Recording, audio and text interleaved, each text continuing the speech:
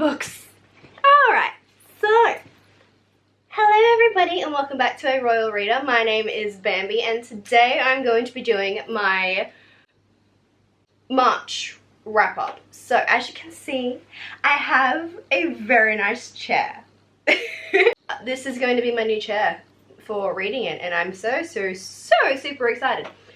Anyway, I don't have a lot of time to film this, so this is gonna be quick fire. Anyway, so for the month of March, I read 7 books, which I think is a pretty damn decent amount considering is like some of these were very long in story-wise and others were also long physically, like page-wise. So let's just get into it. The first book that I finished within literally the first 3 days of March was Vicious by V.E. Schwab. This is, I think, her first adult novel. I don't want to say it's fantasy because it's more, it has like superheroes in it. In this book, we follow 2 main characters, Eli Ever and Victor Vale. In this, they are best friends in college and they are just starting their last like dissertation, thesis, thing. I didn't go to college. I don't understand stuff like that. Eli decides that his dissertation thesis thing is going to be on the unknown phenomenon of EOs, which are extraordinary people who end up having like superhero powers. Through a series of trial and errors, Eli and Victor discover how these people end up getting their powers, and that is through a near-death experience. So they both end up dying, coming back, and having these powers. Through a series of circumstances, Victor ends up going to jail, and we follow Victor through his release or escape from jail, as well as back in the present day of whenever the situation happened. So it is a dual timeline following Victor and Eli when they are in college together, and then I think 10 years later when Victor escapes from jail. It is a revenge story. It is an anti-hero story. My phone just went off. I do apologize. I absolutely love this. I love anything by V.E. Schwab. I am obsessed with her writing. These characters, even though they are very bad people, you love them. I don't know how. I gave this book 4 out of 5 stars because there was a bit of lagging that I felt was happening and it didn't really fit 5 stars, so it is a good solid 4 stars read.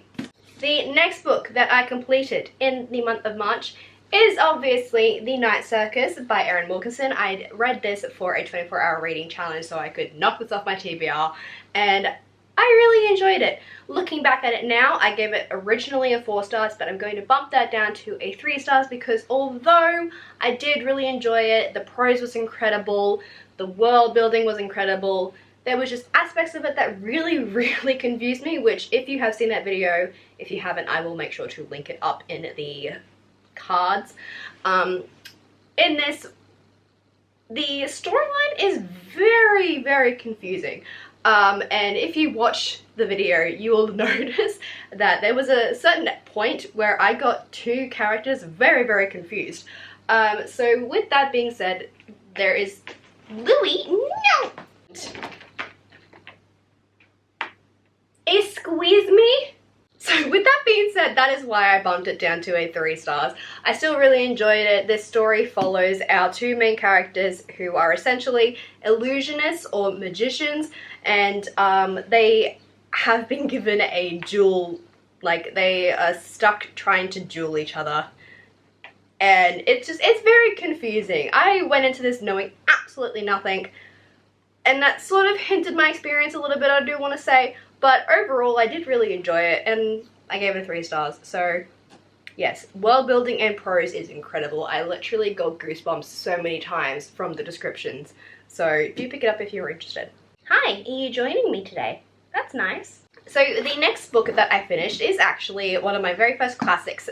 And as you guys may know from my last TBR video, I think, I mentioned that I want to try and read at least 1 to 2 classics a month, and so the classic that I first read was Little Women by Louisa May Alcott. I gave this a 4 out of 5 stars. I really enjoyed it. The premises of the story is very simple. We are just following the 4 March sisters, Jo, Amy, Beth, and Meg, and basically their lives as they go through living their lives. We follow their heartbreaks, we follow their first loves, we follow just their daily activities, and at the end of certain chapters there is a life lesson to be learned from the experiences that they had, and I really enjoyed it. It was a wholesome read.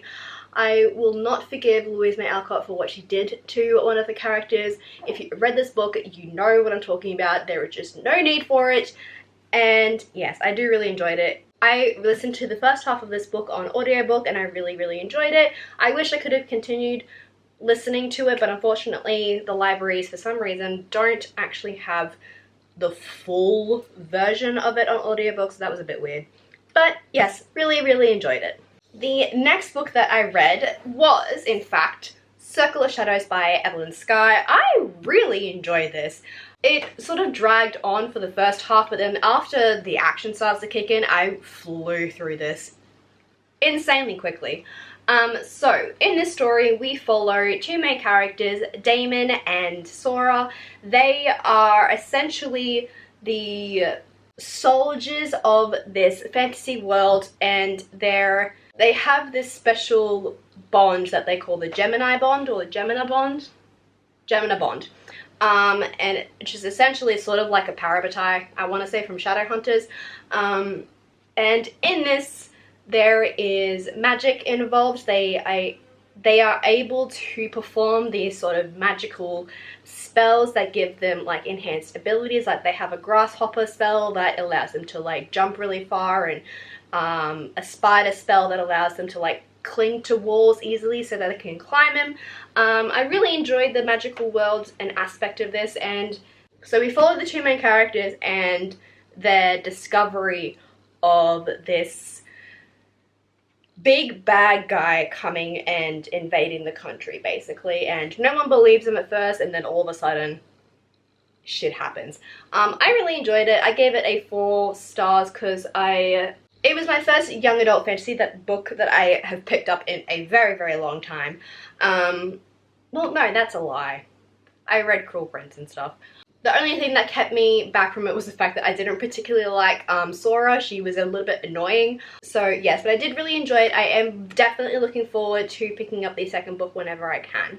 So the next classic that I read, which I showed in my reading vlog, was in fact The Picture of Dorian Gray by Oscar Wilde. I actually really enjoyed this. It was a little bit disappointing for me. I gave it a 3 stars because it just wasn't as scary as I thought it was going to be. So in this story, if you do not know it, we follow our main character Dorian Gray as he moves back to London after living in like the countryside, I think, after his grandfather passes away, and he now owns the estate that his grandfather had.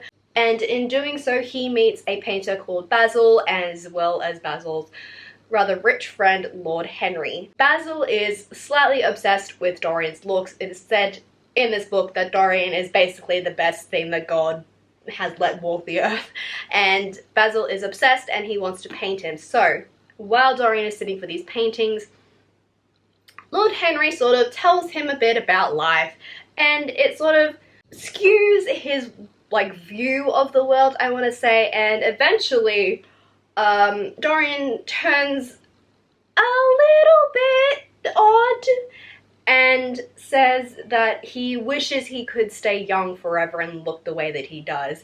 In a way, he technically like sells his soul in order for himself to stay the way that he is. And in a series of events, his painting, his portrait begins to change, and he realizes the sins that he is committing is now affecting his soul. But he is not changing himself, his painting is. As I said, it wasn't as scary as I thought it was going to be. Ugh. Okay. Apologies, my roommate is moving in today. So what was I up to? I can't even remember now. I just finished talking about Dorian Gray. Yes, 3 stars. It was a little bit draggy, and there was literally one whole chapter where it was just talking about the fancy things that people had. So the next book that I picked up was in fact The Guinevere Deception, and I realized when I was editing my vlog, I kept on saying the Guinevere's Deception. Ugh, I'm so stupid. But this is The Guinevere Deception by Kiersten White. This is, I think it's meant to be a retelling or a reimagination of the Arthurian legends.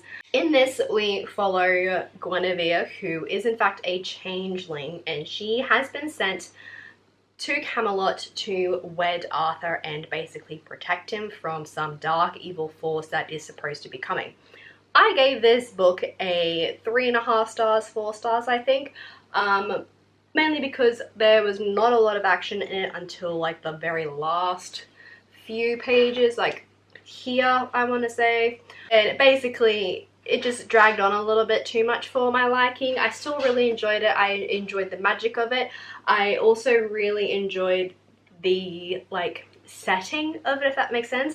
Obviously it is set very, very, very long ago. And so just seeing the things that make it that historical period, like the clothing and the social interactions and things that they have to do, was really, really interesting to me. I also really enjoyed picking out the different characters. I love Arthurian legends and I am a massive nerd about it, so I enjoy seeing Lancelot and Mordred and Arthur and Merlin and Guinevere and everybody that is involved with that whole story. So I really did enjoy it. I am excited to pick up the next book whenever it is released. And the last book, I'm losing books, and the last book that I read for the month of March was in fact The Sea Witch by Sarah Henning. This is supposed to be a sort of like backstory to Ursula from The Little Mermaid. It's sort of like her story and how she became what she is. This book I gave a 2 stars to. While the premises of this was really, really interesting, we follow 3 characters. One who is our main character, Evie. She is a witch, and then we have the second character who is the prince, Nicholas, and then we have the third character who is Anna. They are all entwined into this story, and there is, I want to say, dual timelines in this, as we do follow one of the main characters back 4 years ago, and it follows their story of magic. And I appreciate what Sarah Henning did, but I want to say she focused too much on the whole, like, how do I explain this? Obviously The Little Mermaid is based off, well, it's not based off, it is Hans Christian Andersen's story, and I believe Hans Christian Andersen is either like Dutch or from the Netherlands or something, and there is a lot of like Dutch words, or it just made it really confusing to try and follow along when they were explaining something, but they would use like the Dutch word for it, and it was just really confusing. Also, the ending of it I did not really appreciate. It just, we go through literally the whole story, and then at the end when we get to like the Little Mermaid part, it's just like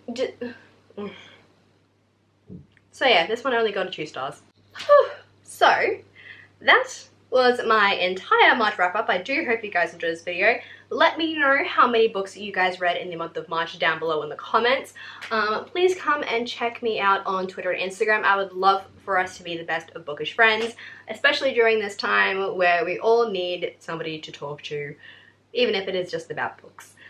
So please do go ahead and check out those, and I will be talking to you guys later on.